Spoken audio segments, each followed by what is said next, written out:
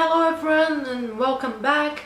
I'm here today to do a book haul. It's for no specific month, it's just a mix of 2016/birthday haul because it was my birthday last month. So despite my wishes to stop buying so many books, I still acquired quite a considerable number and I wanted to show them to you. So let's get started. First on the list is High Rise by J.G. Ballard. You may notice that a while ago I also acquired collected short stories by J.G. Ballard and I got so into it, and I know this is turning into a movie very soon with Tom Hiddleston, so I decided to read it. I may do a review of this together with the movie very soon, so keep an eye out. I'm also currently reading I Call Myself a Feminist, which is for the Feminist Orchestra book club. I'll put a link in the description for the Goodreads page for the group and also for Jane's video about the book club as a whole and the reading list for the first semester. I think if you're a feminist, you'll quite enjoy this book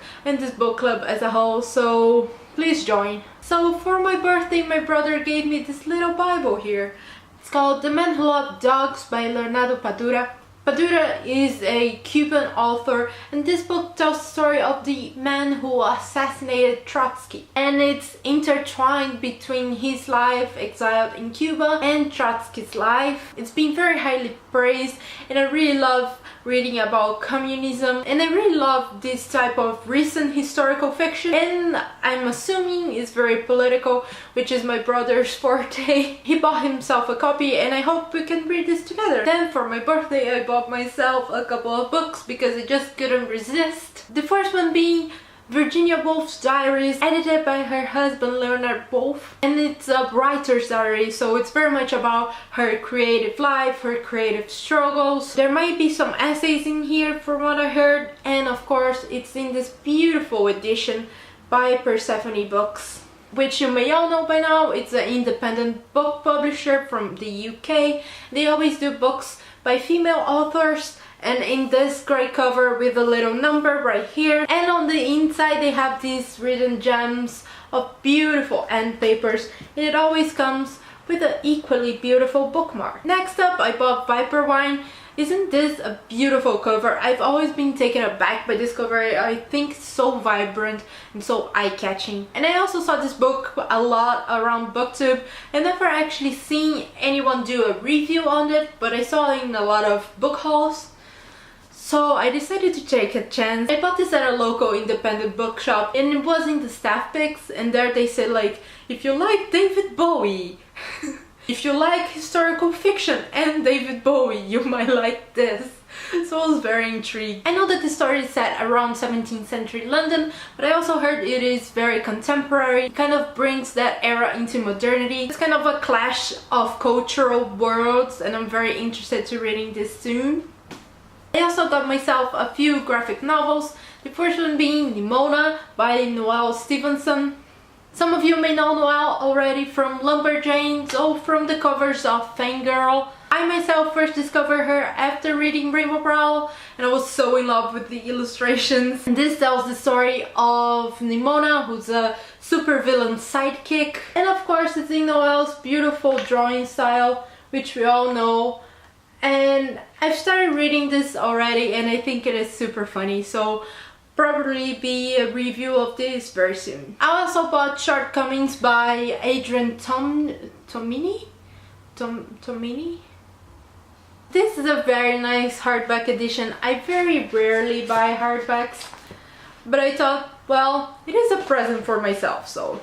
I already read this book and there will be a review on it very soon, but for now what I can say is, although I really like Adrian's writing style and I'm more than willing to read some of his other graphic novels, this one kind of has a lot of issues with them, but I'll discuss this further later on. In case you want to know, this book tells the story of this guy who's Asian and has an Asian girlfriend, but he's also fantasizing constantly about non-Asian women, and it's about the future of their relationship and his relationship with the world in general. And then I have a couple of books that I acquired quite a while ago, but I never got a chance to show it to you, so the first one is a little travel guide called Berlin. It's from Victionary, and they do this series called City Times 60, which is about local creative people sharing their favorite places around their cities. This is the Berlin version. It is quite nice. And I really wanted a travel guide, but I didn't want to buy a bulky one. This seems like a fun, creative way of doing that. I also have here two vintage classics to show you. The first one being Invisible Cities by Italo Calvino. I've just recently done a review on that for Revista Pólen. It is in Portuguese, but I promise very soon there will be English subtitles there. Italo Calvino is one of my all-time favorite authors. He writes about magical realism, and this book is about Marco Polo telling to the Emperor of China about his empire and describing some magical cities. I also have Angela Carter's The Bloody Chamber, which is a series of short stories. It's very well known. I think this is very heavily influenced by fairy tales. It might be dark, it might have some feminism elements into it. I'm not quite sure what I'll find here, but I do know that a lot of people have recommended me this, and I've seen it around Booktube quite a lot, so very high hopes. And last but not least, I bought for International Book Day Rainbow Rowell's very short novella called Kindred Spirits. I'll read it back to you because it does sound very interesting.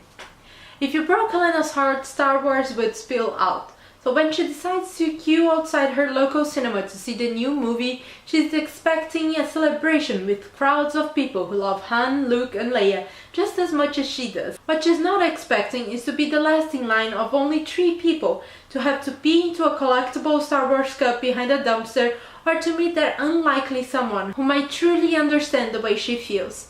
So this is about a geek girl going to see Star Wars, and it's by Rainbow Rowell, and it's for International Book Day, which means it is for charity, and it only cost €50. So it was amazing. I'm really looking forward to reading this. And that's it for my book haul of right now. God knows how long it will take for me to acquire that many books again, because I am trying to control myself, because once I go back home I have to make all of this fit into my bag.